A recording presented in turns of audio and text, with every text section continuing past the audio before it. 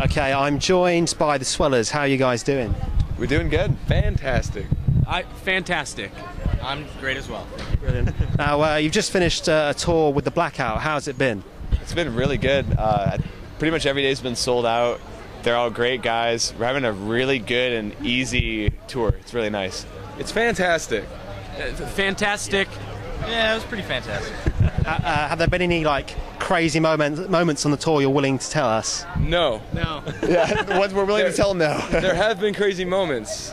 It's one of those, you sort of have to be there. We were just talking about this, van drives, and it's just it's so funny while it's going on, but when you try to explain it, it's that's not funny. We invent a lot of games to pass the time and keep ourselves entertained, and it's the most fun times we've ever had, but the second it's done, it's lost in the abyss forever. We pretty much make a new game every day and a new weird song, and we'll do it for about 4 hours of the van rides or at the venue, and I think we're just realizing how bored we are all the time, so we're actually having fun. It's nice. Tour is basically 30 minutes of music and the rest just bullshit. That's it. Yeah, I heard there was a stripper on the tour a couple of days ago. Can you elaborate? We cannot elaborate, but there was a stripper at the show a couple days ago for Bradley, the tour manager of Blackout's birthday.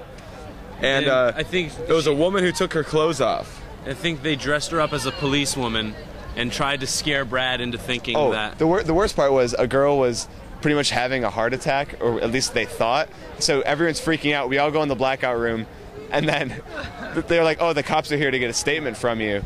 And then they're like, "Oh, really?" And he's all nervous and forgetting it's his birthday. And then she comes in and she's like, "Oh, I heard you've been a bad." And we're like, "Oh my God, here we go." Yeah, right. That was funny. Yeah.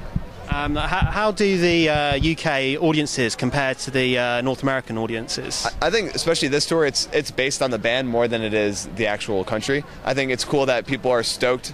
They'll drive to several shows on a tour because they're all an hour away, and people are excited that it's new to them. In the States, it's very oversaturated, so it's a lot harder to get people to come to your shows. Yeah. But it's very refreshing when we come over here. They're fantastic. Fantastic. They're pretty fantastic.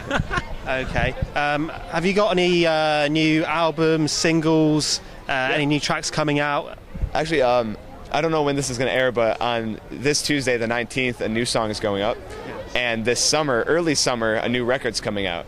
And all the details are going to be worked out soon, and pre-orders and all that. But we worked a long time on a new record, writing for about 2 years, recorded it right before this tour, and it's already coming out. So very excited for it. And it's really good. Yeah, it's probably the best thing that we've ever done ever. Pretty fantastic. It's fantastic. I'll say it again. Yeah. What is the recording process like? Is it different for all bands? Do you find what is your recording process like? And first we record the music, and then we record the vocals, and then they mix it, and then it's done. It's awesome. It's a great process. But this time was actually a lot different because we're used to our friend Mark. We just go to the studio. We'll do 14-hour days of recording, and this time we had a whole crew of people. We actually recorded at the blasting room, and it was pretty awesome. I would do drums. Drums would be sent to the editing room. Those would be sent to the bass room. Anto would record bass. Bass would be sent to guitar room. They would do guitar. So there's 3 people constantly working all day.